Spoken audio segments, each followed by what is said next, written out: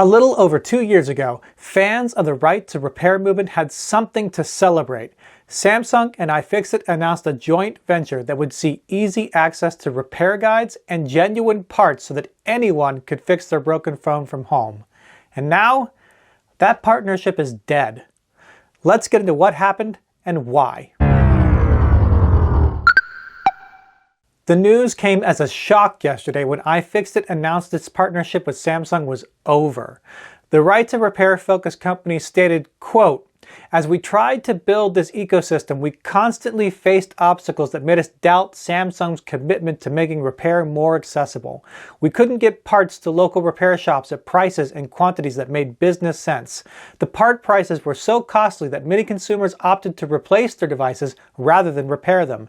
And the design of Samsung's Galaxy devices remained frustratingly glued together, forcing us to sell batteries and screens in pre-glued bundles that increased the cost." The end of that partnership means iFixit will no longer be Samsung's designated third-party parts and tool distributor, and it won't work with Samsung to create repair manuals. Instead, iFixit will keep making those without Samsung's help.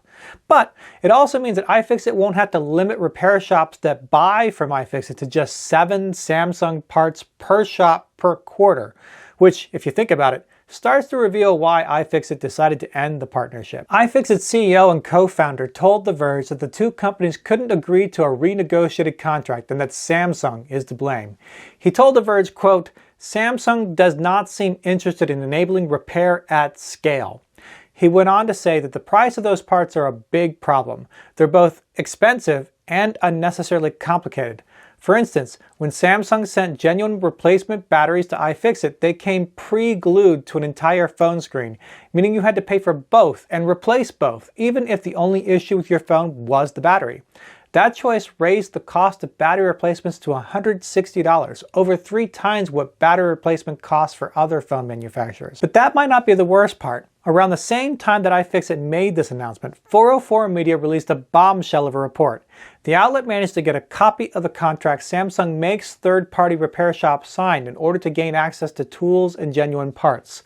Among the more worrying parts of that contract is a stipulation that for every repair, third-party repair companies must give Samsung the customer's name, email address, telephone number, phone serial and IMEI, the customer complaint, and all the details of that Samsung repair.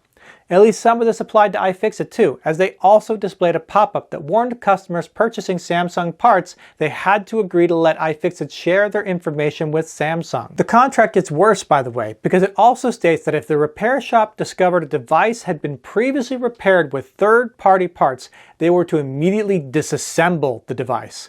Think about that for a second. If you brought your broken phone to a third-party shop because of a bad camera, one that you had previously repaired somewhere else, and that shop discovered your previous repair involved installing a third-party display that wasn't genuine, they were required to take your phone apart instead of fixing your device. That's not great. For its part, iFixit says that breaking away from Samsung should actually improve its ability to help people fix their phones. They don't have to limit shops to a low number of parts anymore, for one. For another, the last time Samsung actually provided new, genuine parts options to iFixit was the Galaxy S22 lineup. The company can likely move forward with parts sourced elsewhere. That's more or less how iFixit handles iPhone repairs right now. It's a shame to see the partnership sour. And for its part, Samsung is already working with a new repair company called eCompass. But in so many ways, given Samsung's track record, it's not surprising either. That's why we need repairable, DIY-friendly phones, like the Fairphone, to be sold in the US market by the major carriers right now. Hey, if you like hearing about the latest tech news and reviews, please hit that subscribe button. That's all for now, but until next time, bye!